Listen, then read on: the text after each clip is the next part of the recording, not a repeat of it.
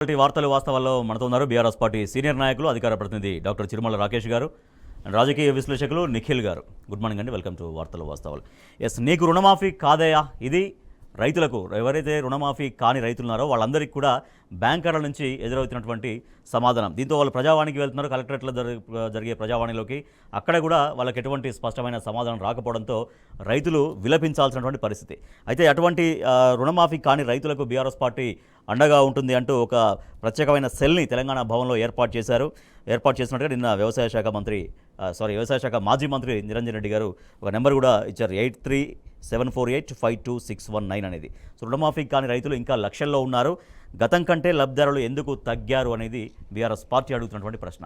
Yes Rakesh గారు, గతంలో ఉన్న లబ్ధిదారుల కంటే రుణమాఫీ విషయంలో లబ్ధిదారుల సంఖ్య ఎందుకు తగ్గించింది? ప్రభుత్వం రైతుల సంఖ్యను వెల్లడించడంలో ఎందుకు స్పష్టంగా ఉండట్లేదు అనేది బీఆర్ఎస్ పార్టీ ప్రశ్నిస్తోంది.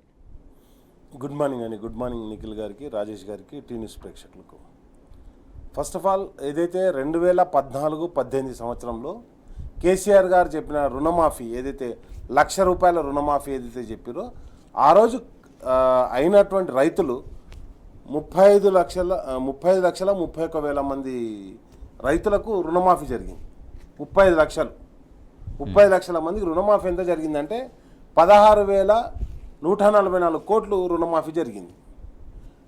అదే ఈరోజు కాంగ్రెస్ ప్రభుత్వంలో, అంటే ఫస్ట్ విడతనే నేను చెప్పేది, ఏది 14-18కి దాంట్లో జరిగినప్పుడు ఎంతమంది జరిగినారంటే 30 లక్షల మంది. మరి కాంగ్రెస్ రాగానే వాళ్ళు ఎందుకు 11 లక్షల మందికి పడిపోయారు.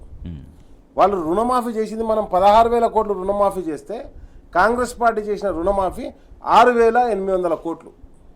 ఆ 6,800 కోట్లలో కూడా సెకండ్ టైం మనం ఏదైతే అధికారంలోకి వచ్చిన తర్వాత మళ్ళీ రుణమాఫీ చేసినప్పుడు 18 నుంచి 23 మధ్యలో రుణమాఫీ చేస్తామని చెప్పేసి ₹1,00,000 లోపల రుణమాఫీ చేస్తామని చెప్తే, దాంట్లో మనకు అంటే కోవిడ్ తోటి మనకేమైంది, అది కొంత ప్రాబ్లం అయినా కానీ కేసీఆర్ గారు రుణమాఫీ చేసినప్పుడు 22 లక్షల మందికి ఆల్రెడీ రుణమాఫీ చేశారు. అది కూడా దగ్గర 13,000 కోట్లు. యాక్చువల్గా మొత్తం 19,000 కోట్లు. మిగతా 6,000 కోట్లకు ప్రొసీడింగ్ ఇచ్చారు. 6,000 కోట్లు ప్రభుత్వం, తర్వాత వచ్చిన ప్రభుత్వం క్యారీ ఫార్వర్డ్ చేయలేదు. తద్వారా ఏమైంది, 600 కోట్లు. అంటే వీళ్ళు మాఫీ చేసింది కేసీఆర్ గారు ప్రభుత్వం చేసింది కాకుండా 800 కోట్లు మాత్రమే. 800 కోట్లు స్పెషల్గా చెప్తున్నా. ₹1,00,000 రుణమాఫీ చేసింది వీళ్ళు 800 కోట్లు మాత్రమే. మిగతాదంతా కూడా కేసీఆర్ గారి ప్రభుత్వం ఆల్రెడీ చేసేసింది. వీళ్ళ దాంట్లో వీళ్ళు 1,00,000 చేసినా కానీ రైతులు ఎందుకో 20 లక్షలు కూడా దాటలేరు.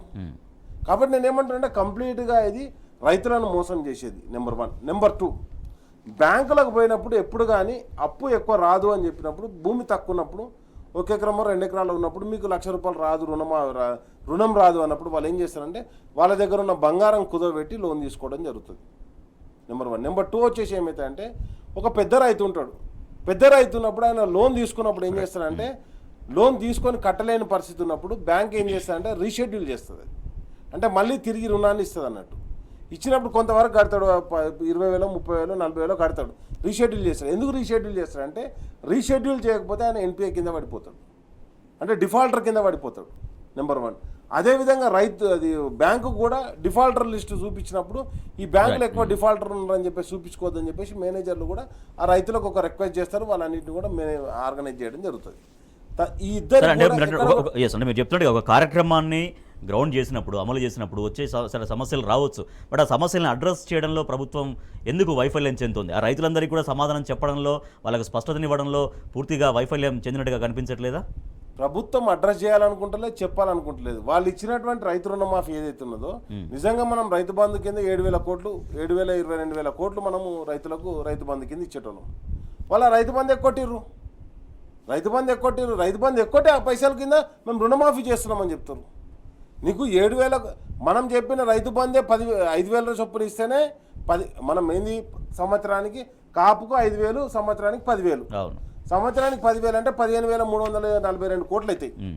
మరి వీళ్ళు ఎప్పుడైతే రైతు భరోసా కింద 15,000 ఇస్తా అన్నారు కదా, అంటే ఇప్పుడు 7,000 కోట్ల కాడ 7,000లో సగం చేయి 3.5 కోట్లు, అంటే దగ్గర 11,000 కోట్లు ఈరోజు ఎవరికి ఇవ్వాలి? రైతులకు రైతు బంధు కింద ఇవ్వాలి. వాళ్ళు రైతు భరోసా 5,000 పెంచిస్తామన్నారు కదా. మొత్తం కలిపితే 15 + 20, 23,000 కోట్లు అవుతాయి. అంటే నేను ఏమంటున్నా అంటే మొత్తం ఇక్కడ ఇవ్వడంలోనే విఫలమైంది కాబట్టి రైతు బంధు చేయకుండా మేము రైతు రుణమాఫీ చేస్తున్నామని అంటే ప్రజలను మభ్యపెట్టడం. అదేవిధంగా రైతులు ఎందుకో తగ్గిపోయారు. మొత్తం ఈ రాష్ట్రంలో ఉన్నది 69 లక్షల మంది రైతులకు పట్టాదారు పాస్బుక్లు ఉన్నాయి. Right, okay. దానికని తీసుకున్న వాళ్ళని ఇవ్వకుండా మొత్తం ఎక్కువటే ప్లాన్ చేస్తుంది తప్పితే ఏది కూడా మీకు ఒకటి చూడండి. కాంగ్రెస్ పార్టీ ఇచ్చిన మహాలక్ష్మి కింద ఇంటింటికి 2,500 రూపాయలు ఇస్తాను 18 సంవత్సరాల నిండులకు అందరికీ, అదే కొట్టిరు.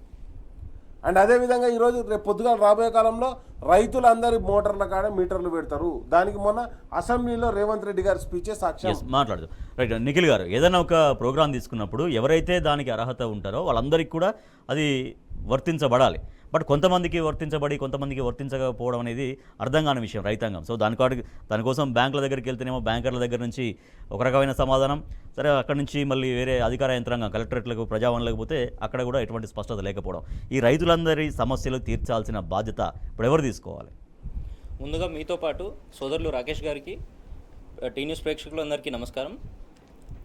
ఈరోజు తెలంగాణ రాష్ట్ర సిద్ధాంతకర్త గౌరవనీయులు జయశంకర్ గారి జయంతి సందర్భంగా వారిని స్మరించుకుంటూ రైతుల విషయానికి వస్తే దశాబ్దాల తరబడి మనం కొట్లాడింది మెయిన్గా వెనుకబాటు తరానికి ఎక్కువ గురైన సెగ్మెంట్ రైతు సెగ్మెంట్. అనేక ఆత్మహత్యలు మనం చూసినాము. గత 10 ఏళ్లలో ఆత్మహత్యలు కంప్లీట్గా ఆగిపోయి రైతులు సొంతంగా సంపాదించుకొని అనేక రకాలుగా ఆర్థికంగా పరిపుష్టి అయ్యే విధంగా ఎన్నో ప్రణాళికలు గత ప్రభుత్వం చేసింది. ప్రస్తుతం ఈ ప్రభుత్వం రాగానే విచిత్రం ఏంటంటే ప్రతిరోజు కనీసం 1-2 వార్తలు ఏ పేపర్ ఓపెన్ చేసినా కనబడతా ఉన్నాయి రైతు ఆత్మహత్యలకు సంబంధించి. దీంట్లో రుణమాఫీ చేస్తామని వీళ్ళు చెప్తా ఉన్నారు. గత ప్రభుత్వము మొదటి టర్మ్లో దాదాపుగా 17-18 వేల కోట్లు చేసింది. రెండో టర్మ్లో 12,000 కోట్ల వరకు, దాదాపు 30,000 కోట్లు చేసింది. దాంతోపాటు గత 10 ఏళ్ళు చూస్తే మీరు ఎలక్షన్ హామీ లేకపోయినా కూడా టీఆర్ఎస్ ప్రభుత్వం, బీఆర్ఎస్ ప్రభుత్వం దాదాపుగా 75,000 కోట్లు రుణమాఫీ రైతు బంధు ఇచ్చింది గత 10 ఏళ్లలో. దాదాపుగా 1,00,000 కోట్లు కేవలం రుణమాఫీ మరియు రైతు బంధుకు మాత్రమే వెచ్చించింది, మధ్యవర్తి లేకుండా స్ట్రైట్ గా బ్యాంక్ అకౌంట్ చేయడం. కేసీఆర్ గారు ఇంకో విషయం ఏం చేశారంటే రైతుకు సంబంధించి ఒక కంప్లీట్గా రక్షణ వలయాన్నే ఏర్పాటు చేసిండ్రు. వాళ్ళకి ఎరువులు సప్లై చేయడం దగ్గర మొదలు పెడితే, వాళ్ళకు రైతు బంధు సరైన టైంలో ఇవ్వడం మొదలు పెడితే, పంట ఎక్కడ ఇబ్బంది పడకుండా టైంలో కొనుగోలు దగ్గర నుంచి మళ్ళీ ఇమీడియట్గా 48 అవర్స్లో వాళ్ళ అకౌంట్లకి డైరెక్ట్గా డబ్బులు చెల్లించడం ఇదంతా. ఇక రుణమాఫీ విషయానికి వస్తే వీళ్ళు చెప్తుంది ఏంటంటే గత ప్రభుత్వం కన్నా మేము చాలా చేసినాం, దేశం మొత్తంలోనే మేమే నెంబర్ 1, ఇంతవరకు ఎవరూ చేయలేదు అని చెప్తా ఉన్నారు. దీంట్లో 1,00,000 లోపు వీళ్ళు చేసింది, అన్న ఇందాక నెంబర్ చెప్పారు గత ప్రభుత్వం ఎంత చేసిందని. 1,00,000 లోపు చూస్తే 6,000 కోట్లు చేస్తామంటున్నారు. 1,50,000 లోపు మరో 6,000 కోట్లు అన్నారు. 2,00,000 లోపు ఇంకొక 12,000 కోట్లు చేస్తామని ప్రభుత్వము 2 రోజుల క్రితం చెప్తా ఉండే. దీనికి సంబంధించి ప్రభుత్వం మొత్తంగా చెప్తుంది ఏంటంటే 41 లక్షల వరకు రైతులు ఎలిజిబిలిటీ సాధించిన దీనికి 2,00,000 రూపాయలు రుణమాఫీకి మొత్తం 31,000 కోట్లు అవసరమవుతాయి అని చెప్పాను. ఫస్ట్ టర్మ్లో 6,000 కోట్లు అన్నారు, రెండో టర్మ్లో 6,000 కోట్లు 2 విడతల్లో. మూడో విడత 12,000 కోట్లు అంటున్నారు. అంటే ఈ మొత్తం కలిపినా కూడా 24,000 కోట్లు మాత్రమే వస్తుంది. 31,000 కోట్లలో మిగిలిన 7,000 కోట్లు ఎవరి జేబుల్లో పోతుంది. ఇంకో సమస్య, ఇప్పుడు 2 లక్షలకు పైగా ఎవరైతే రుణం ఉందో ఆ రుణం తీసుకున్న తర్వాత ఆ పైన 2 లక్షల కంటే ఎక్సెస్ ఏదో ఉందో అది కట్టిన తర్వాతనే 2 లక్షలు వర్తింపు చేస్తూ ఉంటారు. బట్ మళ్ళీ కట్టడానికి కోసం రైతులు అక్కడిక్కడ అప్పు చేస్తే ఇప్పుడు అక్కర్లేదు, ఇప్పుడు కట్టుకోమనేది మళ్ళీ అదే బ్యాంకర్లు. వీళ్ళు మూడో విడతకు సంబంధించి కూడా ఎక్కడ క్లారిటీ ఇవ్వట్లేదు. వీళ్ళు ఎప్పుడు రుణమాఫీ చేస్తామేంటి కంక్లూడ్ చేయండి. దీనికి సంబంధించి రైతులు అనేక ఇబ్బందులు పడతా ఉన్నారు. బ్యాంకర్లు ఏమో మెసేజ్లు వస్తూ ఉన్నాయి అంటున్నారు, బ్యాంకర్ల దగ్గర పోతే మీకు రుణమాఫీ కాలేదని చెప్తా ఉన్నారు. కేవలం టీఆర్ఎస్ పార్టీ ప్రతిపక్ష పార్టీగా నిన్న ఒక హెల్ప్ లైన్ సెంటర్ పెడితే కేవలం 4-5 గంటల వ్యవధిలోనే 15-20 వేల కంప్లైంట్స్ వచ్చినాయని వింటా ఉన్నాం మనం అఫీషియల్ గా. సో దీన్ని బట్టి రాష్ట్రంలో పరిస్థితి ఎట్లా ఉంది, రైతులు ఏ రకంగా ఇబ్బందులు పడుతూ ఉన్నారు అనేది మనకు చాలా స్పష్టంగా తెలుస్తుంది. రాకేష్ గారు, ఒకటి ప్రధానంగా ఇప్పుడు నువ్వు చేస్తా అన్న బుద్ధి ఉన్నప్పుడు, నువ్వు చేస్తా అని చెప్పినప్పుడు నువ్వు చేయాల్సింది ఏంది? నువ్వు చేయడం చేయకుండా దాన్ని ఏం చేస్తున్నావు? మభ్య పెడుతున్నావు. ఎందుకంటే ఆగస్టు 15 ఎవరు నీకు డెడ్ లైన్ పెట్టలే. అంతకుముందు December 9 డెడ్ లైన్ పెట్టుకున్నావు, ఇప్పుడు August 15 డెడ్ లైన్ పెట్టుకున్నావు. ఇప్పుడు ఏంటంటే నువ్వు ఏం చేసినావు? బడ్జెట్లో కేటాయింపులు రైతు రుణమాఫీకి చేసింది 25,000 కోట్లు, నువ్వు చేస్తానది 31,000 కోట్లు. మరి ఈ మధ్యలో ఉన్నటువంటి 6,000 కోట్లు ఎవరు తీసుకురావాలి?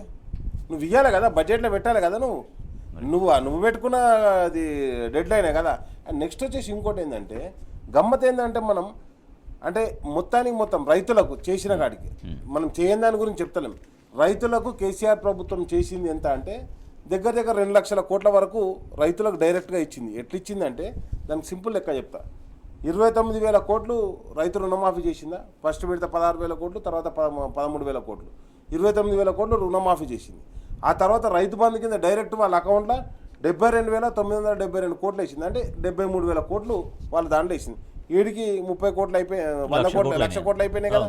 1,00,000 కోట్లు అయిపోయిన తర్వాత మైక్రో ఇరిగేషన్ అని చెప్పేసి దగ్గర ఒక 2,500 కోట్లు మైక్రో ఇరిగేషన్కి ఇచ్చింది. అది ఓంగా మళ్ళా ఏదైతే ఉచిత కరెంటు అని చెప్పేసి దాని మీద దగ్గర ఒక 85,000 కోట్ల రూపాయలు వాళ్ళకు డైరెక్ట్గా విద్యుత్ దాని మీద ఇచ్చింది.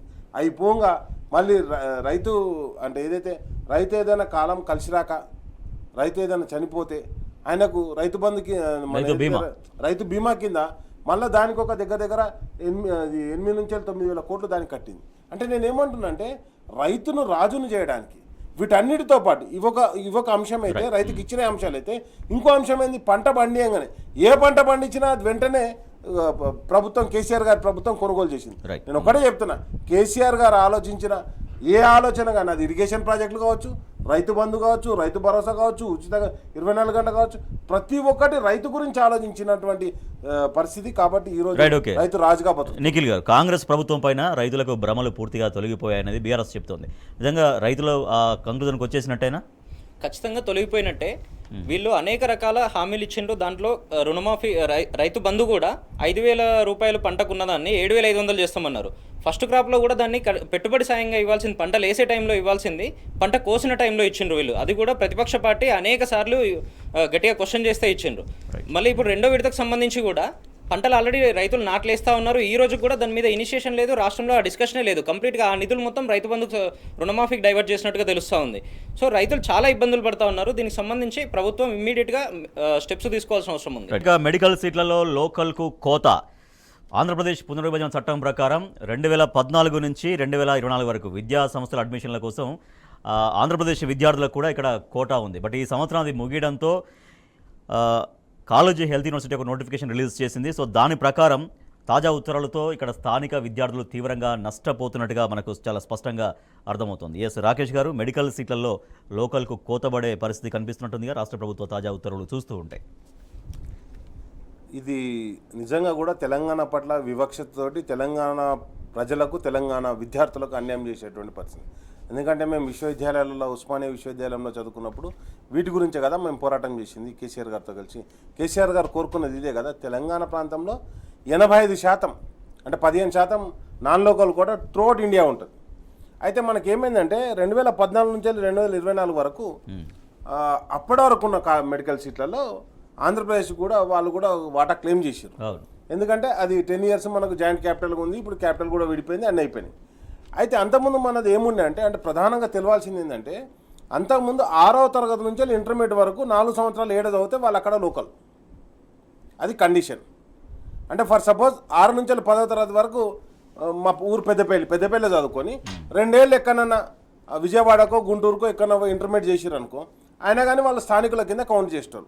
ఇప్పుడు ఏం చేసిర్రు, ఆ 4 సంవత్సరాలను అట్లనే పెట్టి అంటే అది ఎంట్రన్స్ ఎగ్జామ్ నుంచి క్యాలిక్యులేట్ చేయడం మొదలుపెట్టారు. ఇప్పుడు ఫర్ సపోజ్ నేను 2 సంవత్సరాలు ఇక్కడ చదువుకొని పెద్దపల్లి చదువుకొని 2 సంవత్సరాలు గుంటూరుకో విజయవాడకో పోయినా అనుకో, నేను నాన్ లోకల్ అయిపోతా. ఒకవేళ గుంటూరు నుంచో, విజయవాడ నుంచో, లేకపోతే బీహార్ నుంచో, ఒరిస్సా నుంచో, లేకపోతే ఇంకెక్కడి నుంచోనో వచ్చి, మహారాష్ట్ర నుంచో వచ్చి 9th 10th ఇంటర్మీడియట్ 2 సంవత్సరాలు చదివినాక లోకల్ అయిపోతారు. ఇక్కడ 4 సంవత్సరాలు చదివితే లోకల్ అయిపోతారు. ఇక్కడ పుట్టినోని నాన్ లోకల్ అవుతా, కానీ బయట నుంచి వచ్చిన లోకల్ వాడు అవుతాడు. అంటే నువ్వు క్యాల్కులేట్ చేసింది 6వ తరగతి నుంచి ఇంటర్మీడియట్ వరకు తీసుకోవాలి. దాన్ని ఇంటర్మీడియట్ వరకు తీసుకోకుండా నువ్వు ఓన్లీ 9th 10th ఇంటర్మీడియట్, ఇప్పుడు 4 ఇయర్స్ 4 ఇయర్స్ తీసుకున్నప్పుడు 2 ఇయర్స్ ఇక్కడ చదివి 2 ఇయర్స్ ఇంకొకటి చదివినావు అనుకో, కోటాకు పోతారు కొంతమంది. నీట్ రాయనికి కోటాకు ఆడ కోటాలో బాగుంటుందని చెప్పేసి ఆ కోటాకు పోయి ప్రిపేర్ అవుతుంటారు. కోటాకు పోయి ప్రిపేర్ అయింది అనుకో వాడు నాన్ లోకలే. అంటే ఇదేమన్యాయం. అంటే నేను ఏమంటున్నా అంటే ఒక రూల్ తీసుకొచ్చినప్పుడు ఒక పద్ధతి ఉండాలి కదా. ఎందుకు ఈ రూల్ వచ్చింది అంటే మొన్న రీసెంట్గా ఏం చేశారంటే ఆంధ్రప్రదేశ్ నుంచి సెక్రటరియట్కు ఒక 100 మంది అధికారులను ట్రాన్స్ఫర్ చేసుకున్నాడు రేవంత్ రెడ్డి గారి ప్రభుత్వం. కాంగ్రెస్ ప్రభుత్వం 100 మందిని తీసుకొచ్చిన తర్వాత వాళ్ళు మన రాష్ట్రం గురించి ఎందుకు ఆలోచించరు, వాళ్ళు ఆ రాష్ట్రం గురించి ఆలోచిస్తారు. కాబట్టి ఆ కోటని ఇక్కడ తీసుకొచ్చి పెట్టారు. ఎందుకంటే వాళ్ళ అంటే మొత్తం కూడా ఇక్కడ నాన్ లోకల్ చేయనీకి. నీకు లోకల్ అయింది 4 సంవత్సరాలు ఎట్లయితుంది, 6 సంవత్సరాలు తీసుకో. పబ్లిక్ సర్వీస్ కమిషన్లో కూడా నువ్వు కమిషన్ రేట్ తీసుకుంటే 7 ఇయర్స్ అంటే నేను గ్రూప్స్ ప్రిపేర్ అయినా కాబట్టి నేను సెలెక్ట్ అయినా గెస్టెడ్ ఆఫీసర్. కాబట్టి నేను ఏమంటానంటే పబ్లిక్ సర్వీస్ కమిషన్ రూల్నే నువ్వు ఇక్కడ ఇంప్లిమెంట్ చేయి. ఎందుకు ఈ రూల్ ఎందుకు పెడుతున్నావు? గతంలో ఉన్న రూల్ ఎందుకు తీసేసినావు అంటే ఈరోజు జాయింట్ క్యాపిటల్ అయిపోయింది అండ్ మెడికల్ సీట్లు ఇక్కడ పెరిగినాయి. మెడికల్ సీట్లు కేసీఆర్ గారు తీసుకున్న నిర్ణయాల వల్ల గణనీయంగా ఒక దగ్గర 3,000 ప్రభుత్వ కాలేజ్ సీట్లే పెరిగినాయి. జిల్లాగా మెడికల్ కాలేజ్ తీసుకొచ్చింది. ఇప్పుడు నల్గొండ ఉండే సూర్యాపేటలో ఒక మెడికల్ కాలేజ్ వచ్చే, అదేవిధంగా సిరిసిల్లాలో వచ్చే, సిద్దిపేటలో వచ్చే, గోరఖాన్లో వచ్చే, నీకు నెక్స్ట్ వచ్చేసి జగిత్యాలు వచ్చే, అంటే ఎక్కడ చూసినా అక్కడ మెడికల్ కాలేజీలు వచ్చేసి ప్రభుత్వం నిజామాబాద్లో వచ్చే నీకు పాత మెడికల్ కాలేజీలు కాకుండా కొత్త మెడికల్ కాలేజ్ వచ్చింది. ఎంత అంటే భావదారిద్రం అంటే కనీసం కొత్త మెడికల్ కాలేజీలో పర్మిషన్ తీసుకురాకుండా పాత ఉన్న మెడికల్ కాలేజ్ సీట్లను కూడా వేరే ఆంధ్రాలో కట్టబెట్టే ప్రయోగం చేస్తుంది ఇక్కడ. రైట్ నిఖిల్ గారు, దేశంలోనే ఏ రాష్ట్రంలో లేని విధంగా ప్రతి జిల్లాకు మెడికల్ కాలేజీ తీసుకొచ్చినటువంటి ఘనత బీఆర్ఎస్ది. అది డెఫినెట్గా దాన్ని కొనసాగించాల్సిన అవసరం ఉంటుంది. ఇక్కడి విద్యార్థులకు న్యాయం జరిగేలాగా, స్థానికత వర్తించేలాగా ఏ ప్రభుత్వం అయినా దాన్ని కొనసాగించాలి. బట్ ఇవాళ ఏపీ విద్యార్థుల ప్రయోజనం కోసమే ఇలా చేస్తున్నారు, లేదా ప్రైవేటు కాలేజీల లబ్ధి కోసమే ఇటువంటి నిర్ణయాలు జరుగుతున్నాయన్నటువంటి మాట వినిపిస్తూ ఉంది. దీనికి సంబంధించి కేంద్ర ప్రభుత్వం ఎక్కడ కూడా మద్దతు ఇవ్వకపోయినా కూడా, సపోర్ట్ చేయకపోయినా కూడా గత ప్రభుత్వం కేసీఆర్ గారి ప్రభుత్వం గత 10 ఏళ్లలో ప్రతి జిల్లాకు ఒక మెడికల్ కాలేజ్ పెట్టింది.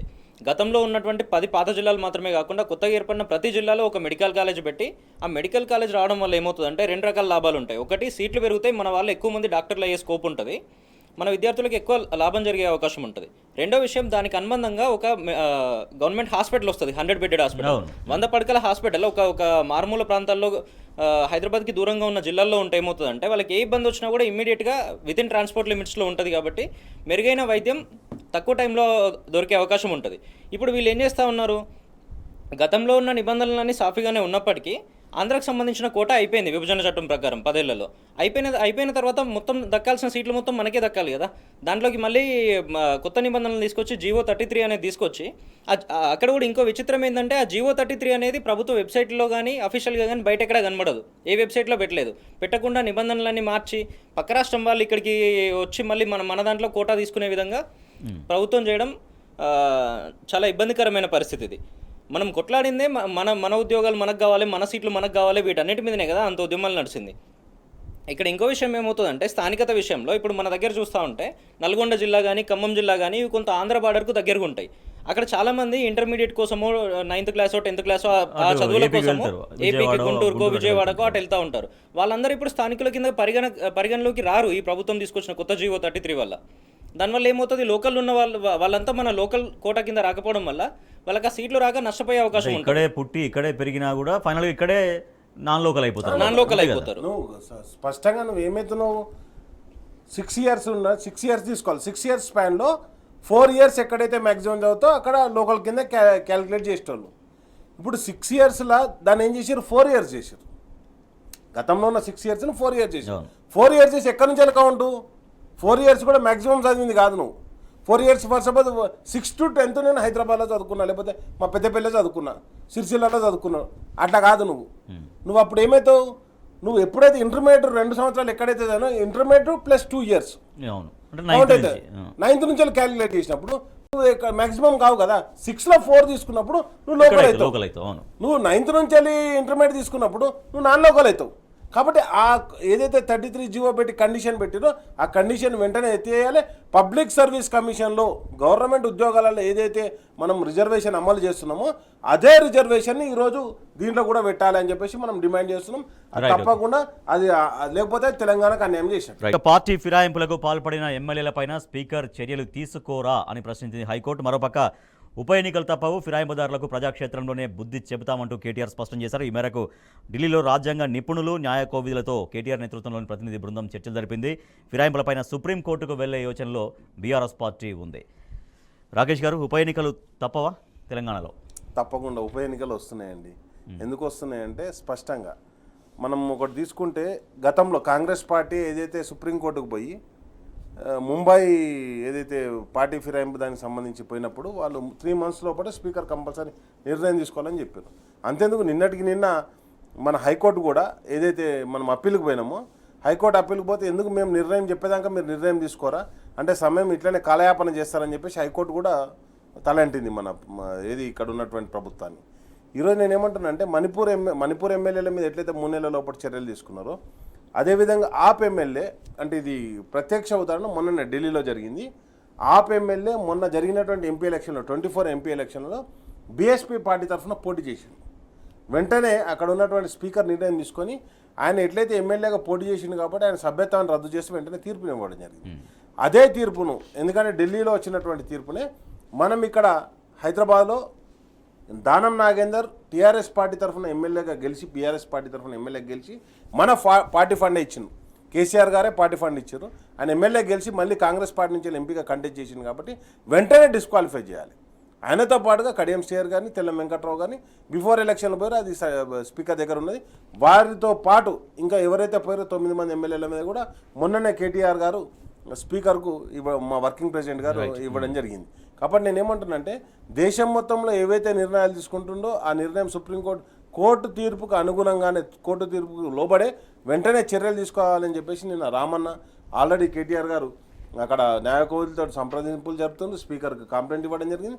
తప్పకుండా అతి త్వరలో చర్యలు తీసుకోవడం జరుగుతుంది. అయితే కాంగ్రెస్ పార్టీ ఆలోచిస్తుంది ఏంటంటే, కాంగ్రెస్ పార్టీ ఆలోచన ఏ విధంగా ఉందంటే, మాకున్న 65 మంది మాకు ఎట్లయినా ఉన్నారు, ఇప్పుడు బై ఎలక్షన్లు వచ్చినాయి అనుకో, ఓడిపోయేటోళ్ళు ఎవరు, బీఆర్ఎస్ ఎమ్మెల్యేలు. ఇప్పుడు పోయిన వాళ్ళు బలిక బక్రాలు ఎవరైతే ఇప్పుడు పోయారో 10 మంది, ఆ 10 మందే ఓడిపోతారు. కాబట్టి నేనేమంటాను, మళ్ళీ బై ఎలక్షన్లు పెడతాం.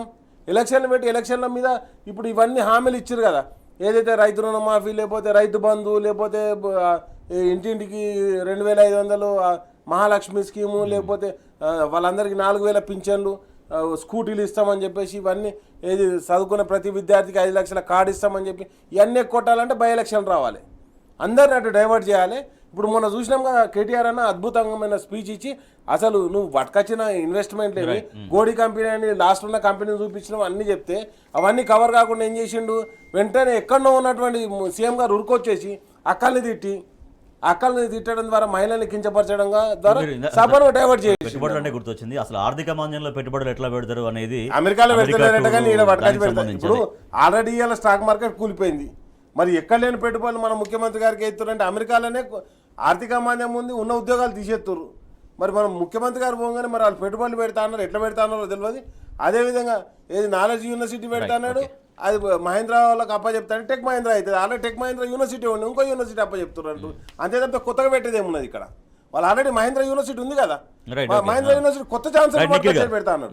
నిఖిల్ గారు, కాంగ్రెస్ పార్టీ జాతీయ స్థాయిలో ఫిరాయింపులపైన శుద్ధులు చెబుతుంది, తెలంగాణలో మాత్రం యథేచ్ఛగా ఫిరాయింపులను ప్రోత్సహిస్తుంది అంటూ బీఆర్ఎస్ పార్టీ చాలా తీవ్రంగా దీన్ని పరిగణిస్తూ డెఫినెట్గా ఉప ఎన్నికలు తీసుకొచ్చే విధంగా కోర్టుల ద్వారా న్యాయంగా గెలుస్తామనేది బీఆర్ఎస్ పార్టీ విశ్వాసం వ్యక్తం చేస్తోంది. సో ఎట్లా బీఆర్ఎస్ పార్టీ ముందుకెళ్తున్నటువంటి విధానం ఎట్లా ఉంది? ఇదే కాంగ్రెస్ పార్టీ హర్యానాలో అనుకుంటా నాకు గుర్తున్నంత వరకు వాళ్ళ పార్టీ ఎమ్మెల్యే వేరే పార్టీకి పోతే ఇమ్మీడియట్గా చర్యలు తీసుకొని ఆయన సభ్యత్వాన్ని రద్దు చేయాలని చెప్పి కోర్టుకు పోయింది, సుప్రీంకోర్టుకు పోయింది ఇదే కాంగ్రెస్ పార్టీ హర్యానా రాష్ట్రంలో. అదే కాంగ్రెస్ పార్టీ పాలిస్తున్నటువంటి తెలంగాణ రాష్ట్రంలో ప్రతిపక్ష పార్టీకి సంబంధించిన 10 మంది ఎమ్మెల్యేలను కాంగ్రెస్ పార్టీలోకి చేర్చుకున్నారు. ఇక్కడ రూల్ ఏంటంటే 2/3 మెజారిటీని, అంటే టీఆర్ఎస్కు సంబంధించిన 26 మంది ఎమ్మెల్యేలని కాంగ్రెస్లోకి తీసుకుంటే శాసనసభాపక్షం విలీనం అయినట్టుగా ఉంటుంది. కాబట్టి దానికి ఈ ఫిరాయింపులు వర్తించవు. అది కాకుండా వీళ్ళు కేవలం 10 మందినే తీసుకున్నారు. మిగతా 16 మందిలో ఇంకెవరు పోవడానికి సిద్ధంగా లేరు, ఇంకా అందరు వస్తారని అందరిని లాగేస్తామన్నట్టుగా వాళ్ళు అనుకున్నారు. ఆ 10 మంది మాత్రమే పోయిన వాళ్ళు ఎవరైతే ఉన్నారో వాళ్ళు కూడా ఒకరిద్దరు మళ్ళీ రిటర్న్ వచ్చే ప్రయత్నాలు చేస్తూ ఉన్నారు. అక్కడ వాళ్ళకి కావాల్సిన గౌరవం అనేది అంతా దక్కట్లే అని చెప్పి, అక్కడ పనిచేయలేమని చెప్పి. దీనికి సంబంధించి ఆ 10 మంది మీద ఇమ్మీడియట్గా స్పీకర్ గారు చర్యలు తీసుకోవాల్సిన అవసరం ఉంది. కోర్టులు కూడా ఇదే విషయం చెప్తా ఉన్నాయి. దీంట్లో మరొక విషయం ఏంటంటే, ఈ 10 మందికి సంబంధించి ఇందాక అన్న చెప్పినట్టు ఒకవేళ డిస్క్వాలిఫికేషన్ విషయం వచ్చి బై ఎలక్షన్ అయితే వాళ్ళకే ఇబ్బంది అవుతుంది. మా పార్టీ నుంచి గెలిచినటువంటి 65 మంది ఎమ్మెల్యేలు వీళ్ళు సేఫ్గానే ఉంటారు అన్న ఒక పొలిటికల్ గేమ్ కాంగ్రెస్ పార్టీ ఆడుతున్నట్టుగా చాలా స్పష్టంగా తెలుస్తుంది. వాళ్ళు గడిపేయాలన్నదే వాళ్ళ ఆలోచన. దాంట్లో ఇబ్బంది పడేది ఎవరు? ఈ టీఆర్ఎస్ పార్టీ నుంచి కాంగ్రెస్లోకి చేరిన వాళ్ళు. ఇక్కడ మరొక విషయం ఏంటంటే, ఇదే రేవంత్ రెడ్డి గారు అమెరికా పర్యటనకు పోతా ఉంటే 2-3 రోజుల కింద ఈ 10 మంది ఎమ్మెల్యేలు టీఆర్ఎస్ నుంచి లాక్కున్న వాళ్ళు ఎవరైతే ఉన్నారో వాళ్ళు ఉంటారో వెళ్ళిపోతారో, నేను వచ్చేలోపు ప్రభుత్వానికి ఏమైనా ఇబ్బందులు వస్తాయో, ఇంకేమైనా ఇబ్బంది జరుగుతుందేమో అన్న భయంతో వీళ్ళందరినీ ఇదే పార్టీ మారినటువంటి పోచారం శ్రీనివాస్ రెడ్డి గారి ఇంటికి పిలిపించి రాత్రంతా వాళ్ళతో కూర్చొని విందు భోజనం అని చెప్పి వాళ్ళతో చర్చలు చేసి వాళ్ళెవరు ఆయన అమెరికా నుండి తిరిగి వచ్చే వరకు ఎటు పోకుండా కూడా వాళ్ళకు స్పష్టమైన ఆదేశాలు జారీ చేసిపోయింది. ఎంత ఇబ్బందిలో, ఎంత భయమైన పరిస్థితుల్లో ఉన్నారో ముఖ్యమంత్రి గారు చాలా స్పష్టంగా తెలుస్తూ ఉంది. స్పీకర్ గారు ఇమ్మీడియట్గా చర్యలు తీసుకోవాల్సిన అవసరం ఉంది పార్టీ మనం ఫిరాయించిన మాట్లాడినట్టుగా సీఎం టూర్ మీద పెట్టుబడి వర్గాల్లో ఆసక్తికర చర్చ జరుగుతుంది. అక్కడ అధ్యక్ష ఎన్నికల మూడ్లో ఉంది అమెరికా, తర్వాత ఆర్థిక మాంద్యం ఉంది. సో అక్కడ ఎట్లా పెట్టుబడులు వస్తాయనేది ఒక ప్రశ్న. ఏం లేదు అక్కడ నీకు ఏమంటే Concluding చెప్పండి. ఎవరైతే ఈయనకు పైసలు పెట్టుబడి పెట్టారు అమెరికా నుంచి వాళ్ళందరికీ మీకు ఏం కాదు నేను గ్యారంటీ ఇస్తాను చెప్పనీకే పోయింది తప్పితే పెట్టుబడులు దేనికి కాదు. ఒకటే మాట చెప్తున్నాను, నిన్న హైకోర్టు తీర్పు ఇచ్చిన తర్వాత హైకోర్టు రేపు పొద్దుగాల డిసిషన్ తీసుకున్నా కానీ ఏం చేస్తారంటే స్పీకర్ నిర్ణయం తీసుకోమని చెప్పేసి ఆదేశిస్తుంది. ఆదేశించగానే వీళ్ళందరినీ పిలిచి రాజీనామాలు చేయరని చెప్తారు. రైట్. మరి రాజీనామాలు ఎంతమంది చేస్తారో ఎంతమంది డిస్క్వాలిఫై అవుతారో ఒకవేళ డిస్క్వాలిఫై అయ్యారు అనుకోరి వాళ్ళు 6 ఏళ్ల దాకా కాంటాక్ట్ చేయడానికి లేదు. కాబట్టి వాళ్ళు డిస్క్వాలిఫై చేస్తారా లేకపోతే ఇప్పుడు స్పీకర్ నిర్ణయం తీసుకుంటారా అని ఆ నిర్ణయం గురించి వెయిట్ చేయాలి కదా. రైట్. ఎస్ నిఖిల్ గారు, సో అంటే ఉప ఎన్నికలు ఖచ్చితంగా తీసుకొస్తామనేది బీఆర్ఎస్ పార్టీ చెప్తోంది. పార్టీ ఫిరాయింపులు ఎవరైతే పాల్పడ్డారో వాళ్ళని ఖచ్చితంగా ప్రజాక్షేత్రంలో ఓడగొట్టి తీరుతామనేది. భవిష్యత్తులో కూడా మళ్ళీ ఇటువంటి రిపీట్ కాకుండా ఉండాల్సినటువంటి అవసరం ఎట్లా కనపడుతుంది? ఖచ్చితంగా మీరు ఏ పార్టీలో గెలిచిండ్రో అదే పార్టీలో కొనసాగాల్సిన అవసరం ఉంది. మిమ్మల్ని నమ్ముకొని మీ కింద కార్యక్షేత్రంలో చాలా మంది కార్యకర్తలు పనిచేస్తూ ఉంటారు, కేవలం మిమ్మల్ని నమ్ముకొని మాత్రమే ఉంటారు. వీటన్నిటి మీద మీరు పనిచేయకుండా మీ సొంత లాభాల కోసం పక్క పార్టీలోకి అధికారంలో ఏ పార్టీ ఉంటే ఆ పార్టీలోకి వెళ్ళిపోయి ఖచ్చితంగా ఇదంతా ఇబ్బందికరమైన పరిస్థితి వస్తుంది. జీవితంలో ఇంకెప్పుడు కూడా మళ్ళీ ప్రత్యక్ష ఎన్నికల్లో గెలిచే పరిస్థితి ఉండదు. అంటే ఒకటే మాట పాంచన్యాయ అని చెప్పేసి దాన్ని పంచర్న్యాయ చేశారు. ఏదైతే రాహుల్ గాంధీ ఒక చేతిలో రాజ్యాంగాన్ని పట్టుకొని ఇంకో చేతిలో పాంచన్యాయ అని చెప్పేసి వాళ్ళ మేనిఫెస్టో పట్టుకొని ఎవరైనా ఒకవేళ పార్టీ మారితే వెంటనే సభ్యత్వం రద్దు కావాలని చెప్పేసి రాహుల్ గాంధీ దేశం మొత్తం చెప్పుకుంటూ తిరిగిండు. మరి రాహుల్ గాంధీ చెప్పింది మరి ఇక్కడ పాటించకుండా ఈరోజు ఇక్కడ ఉన్నటువంటి ముఖ్యమంత్రి గారు మరి ఎవరు చెప్పింది పాటిస్తారో మనకు అర్థమవుతలేదు.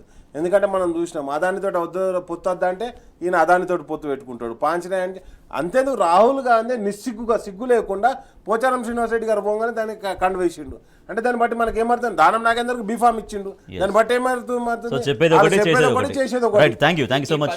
ఈ 10 మంది ఎవరైతే పార్టీ మారిండో ఖచ్చితంగా 10 స్థానాల్లో ఉప ఎన్నికలు వచ్చే అవకాశం చాలా స్పష్టంగా కనబడుతుంది. Thank you so much doctor Rakesh Kumar garu. Thank you so much Nikhil garu. ఇది వాటి వార్తలు వాస్తవాలు చూస్తూనే ఉండండి టీ న్యూస్.